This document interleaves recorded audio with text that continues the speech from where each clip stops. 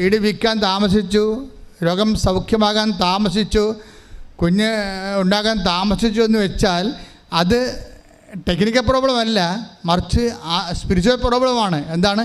ദൈവം ദീർഘക്ഷമ കാണിക്കുന്നു. എന്തിനാണ് ദീർഘക്ഷമ കാണിക്കണത്? ആരും നശിച്ചു പോകാതെ നിങ്ങളെ അനുദപിക്കണം. ഒരു മനുഷ്യൻ കാണപ്പെടാത്ത ലഭിക്കുമോ എന്നുള്ള പ്രത്യാശയേക്കാൾ ഉപരി ദൈവത്തിൻ്റെ വചനത്തെ അനുസരിക്കുന്നതാണ് ഫെയ്ത്ത്. വിശ്വാസം എന്ന് പറഞ്ഞാൽ എന്താണ്? അനുസരണമാണ്.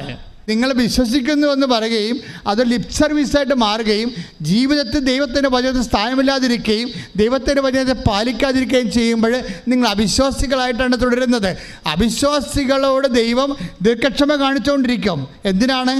ദൈവം നിങ്ങൾ നശിച്ചു പോകാതെ ദൈവവചനം അനുസ്മരിച്ചുകൊണ്ട് സ്നേഹത്തിൽ പുതിയതായി മാറാൻ വേണ്ടി നിങ്ങൾ എല്ലാ മേഖലകളിലും അനുതാപത്തിൻ്റെ ഒരു കാത്തിരിപ്പ് ദൈവം നടത്തുകയാണ്.